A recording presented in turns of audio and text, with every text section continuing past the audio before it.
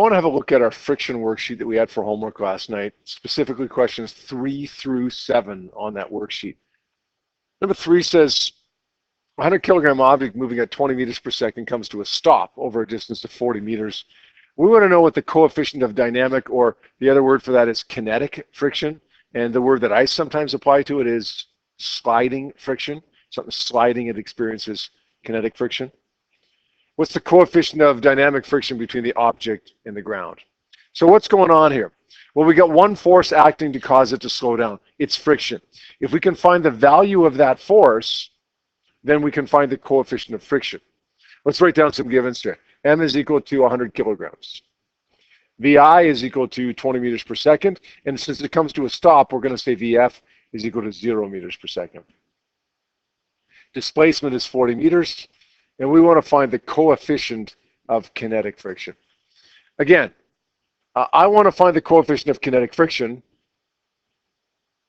If I can find that force of friction, then I can find the coefficient of kinetic friction, since the equation is going to end up looking like this. How am I going to find that force of kinetic friction? Any ideas?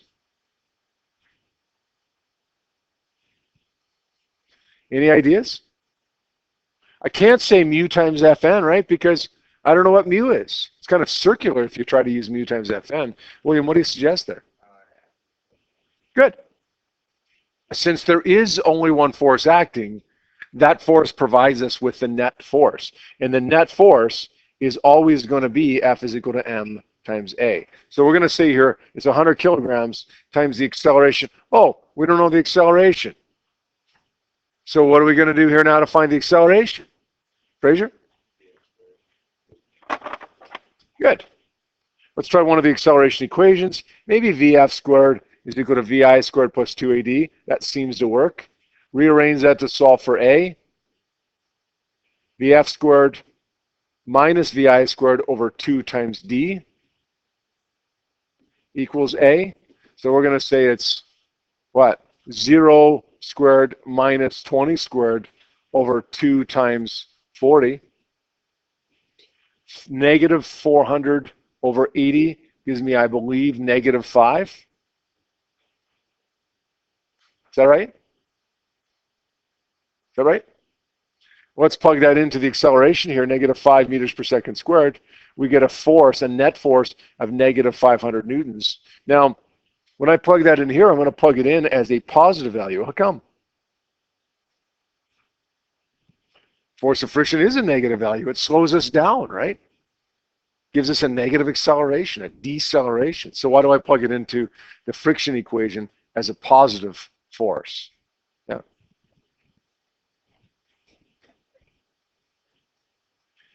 Yeah, the coefficient of friction is a scalar, yeah. But take a look at the equation. What do those little vertical lines mean beside the force? Yep. Absolute value. So when we plug it in, we want the absolute value of it, right? So that we end up getting a positive value for the coefficient of friction. So regardless of what you get for the force of friction, positive or negative, plug it into that equation as a positive value. Fn, that's m times g, right? So that's going to be 100 times 9.81. We're saying it's 500 divided by 981, which I believe is 0.49. Good? How many people got that? Okay. Let's take a look at the next question, number 4. This is the hardest one on the page, I think. Number 4 is a lot like, sorry, go ahead. Is it 0.51? That's why not very many people raised their hand when I said how many people got 0.49, I guess. 0.51? Is that what I had on the answer sheet, the answers that I gave you before? Yeah? How many people got 0.51? That's better. Good. All right, 4 is a similar question, except that we've got an issue here that we don't know what mass is. Okay, I want you to look closely at what we did for question number 3. We said we got to plug in, we got to rearrange it to solve from UK. That's what we're doing here in this one as well, right? Solving from UK. But in order to find that, we need the force of friction. We don't know what the force of friction was in question number 3. We don't know what the force of friction is in question number 4. So let's go about it the same way, right? Well, we don't know what the mass is. And in order to get force using m times a, we need to have mass, right? So let's write down some givens. Let's start the same way because it seems like it's legitimate, a legitimate strategy. We'll see if something kind of comes around, kind of a light bulb goes off here. We're going to say that VI is 2 meters per second. We're going to say that VF is 6 meters per second. We're going to say the time is 5.0 seconds. And we're looking for mu k. So it's almost the same. Let's say FF is equal to mu times Fn, or mu is equal to the force of friction divided by the normal force. Okay, that's a problem right now. Because although theoretically I should be able to find FKF, the force of kinetic friction, by using m times a, since there is only one force contributing to the net force, I don't know what mass is. The other issue is the normal force. It's m times g. I don't know what mass is there either. Here's what I want to do. Instead of subbing in the numbers for friction and the normal force, like I did in the last question, I want to sub in the equations. The force of kinetic friction is m times a. That's what I did here, right? Except I calculated that value, sub the value in instead of the equation. The normal force is m times g, but this time I want to sub the equation in instead of the value like I did in the last question. Where's the benefit in that? How does that help me to sub in those equations as opposed to subbing in the values like I did in the last question? Let's cancel the masses, right? A mass appears on the top and the bottom. Let's cancel the masses. So now all we got to do here is figure out what the acceleration is divided by 9.81. We're going to say A is equal to delta V over delta T. 6 minus 2 over 5. That gives me 0.8 meters per second squared. Is that right? I think. Which we sub in here, 0.8 divided by 9.81.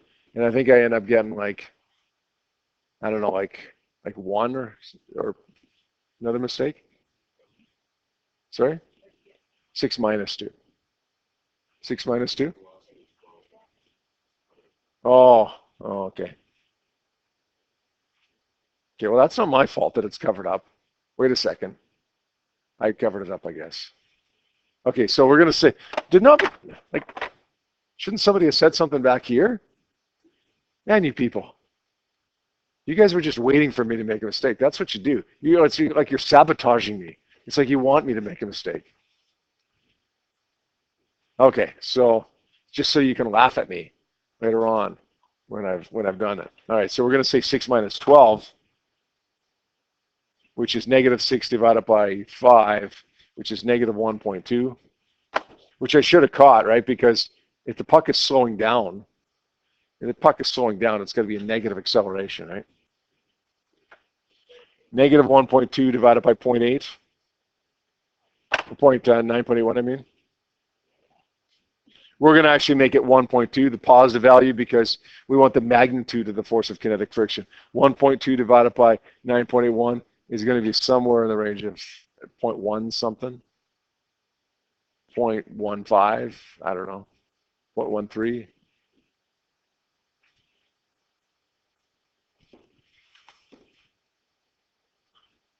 Answer is 0.12, which makes a little bit of sense, right? We're dealing with a fairly small coefficient of friction since it's a puck on ice, right? And pucks slide on ice pretty good.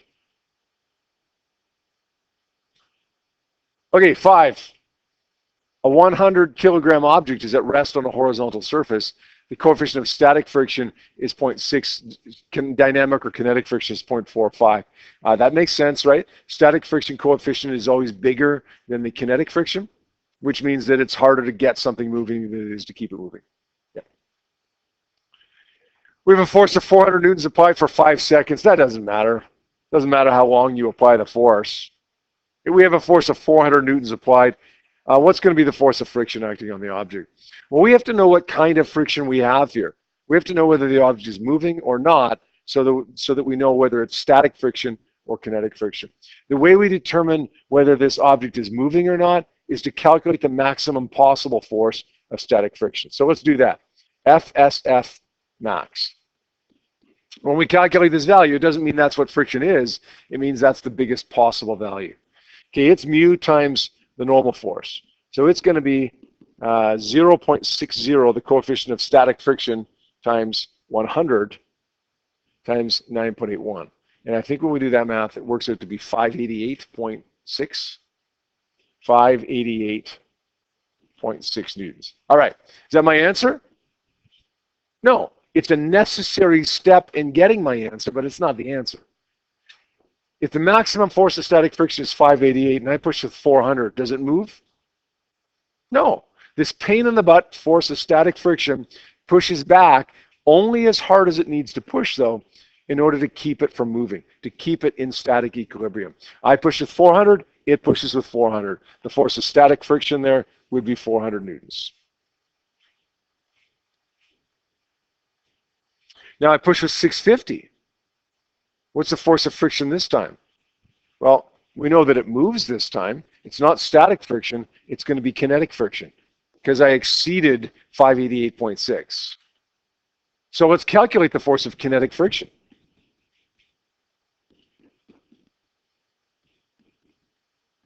We're going to say this time it's 0.45 times 100 times 9.81. And I'm not sure what that equals. Somewhere around, I'm going to say 440 or something like that. Yeah. 441.45 newtons. All right. We're going to round that. We should round that to 2 digits, right? 4.4 times 10 to the 2 newtons. How come, by the way, I rounded that to 2 digits? Olivia, how come I rounded that to 2 digits? How come I rounded that to 2 digits? Yeah, there's 2 significant digits in here, right? The 0.45. How come I didn't round the 400 to 2 digits? There's a good question. How come I didn't round the 400 to 2 digits? I left that as 3. That answer of 400 didn't actually come from a calculation, right? I calculated the maximum force of static friction, but that wasn't actually part of my answer. My answer, 400, just came from this. That's the only thing that I used, right? I didn't use the coefficient of friction in question A there. So my answer is going to reflect the number of significant figures in that, which is 3. That make sense? What about this? Hey, what if I had another question that said, I push on it with a force of 10,000 newtons. What's the force of friction? First of all, what kind would it be if I pushed on it with 10,000 newtons? Static or kinetic? Would it move? Ben, would it move? Nick, would it move? Yes, it would, because I exceeded the maximum possible force of static friction. What would be the force of kinetic friction then? Anybody? Push on it with 10,000 newtons.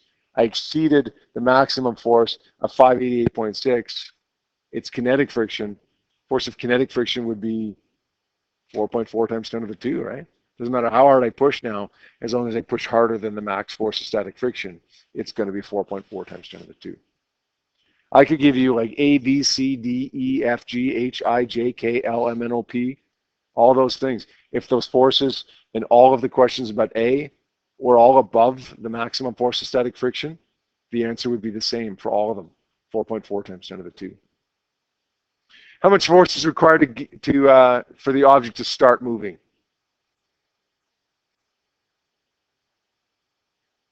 Kristen, how much force is required to get it moving?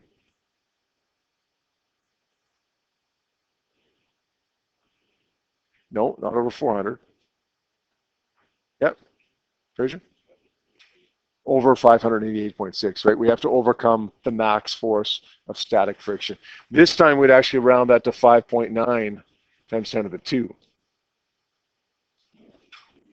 Because that was a calculation, right? And that calculation involved the two significant figures in the coefficient of friction. And finally, question number 6 and 7, I guess. 6, one situation where you'd want to have a low coefficient of static and one where you'd want to have a high coefficient of static friction. What's your answer, Donovan, for number 6, the first one? Where would you want to have a low coefficient of static friction? Yeah. Okay. You want to push something, get something moving? Sure. You'd want to have generally a low coefficient of static friction. I'm glad you said that, actually, because that could take us into the next one, too. Where would you want to have a high coefficient of static friction? Well, let's say you're pushing a big box. You want to have a low coefficient of static friction between the box and the ground. You would want to have a high coefficient of static friction between what? My shoes and the ground, right? Otherwise, my shoes start sliding. Make sense? Anybody else have another one for high or low? All right. Just what I expected. 7, one situation where you want to have a low coefficient of kinetic friction and one where you'd want to have a high coefficient of kinetic friction. Yep, Taylor? You'd want to have a high coefficient of kinetic friction for a roller coaster? Explain that. Sorry? Okay, if you want to keep it moving, then you'd want to have a low coefficient of kinetic friction, right? Because the high coefficient of kinetic friction would slow it down, right? So you'd want to have a low. So we'll go with that, but probably it's going to be low, right? Yep. Skating on an ice rink when you have a low coefficient of kinetic friction? Yeah. Yeah. You know that how skating actually works? I mean, we skate, right? People skate, especially in Canada, but we don't really know how it works. Right? You know that the reason you're able to skate when you have sharp skates versus dull skates is because the sharp skates, if you look at the blade, it looks like this. Okay, if you look at it from the end, it looks like that. That's kind of exaggerated, but it more or less looks like that. Now, because you're riding on two really, really sharp spots, that creates a lot of pressure. And a lot of pressure on the ice does what to the ice? It melts the ice. So what it does is allows you to slide along melted ice. That make sense? If it's too cold outside, it's below about minus 40 degrees Celsius. It's really, really difficult to skate, if not impossible to skate, because there's not enough pressure on the blades to melt the ice. It's too cold outside, right? Not enough pressure on the blades to melt the ice, and you can't really skate if you're not melting the ice. A number of years ago, I remember reading an article about how somebody designed skate blades with batteries, and the skate blades would heat up. What's the benefit of that? Well, it melts a little bit more ice. You're riding on a little bit more water and creates less friction, even smaller coefficient of kinetic friction, which allows you to theoretically go faster, right? Make sense? We good with these? All right. Going to give you a few minutes here to work on page 190, number 1 to 6 and 10.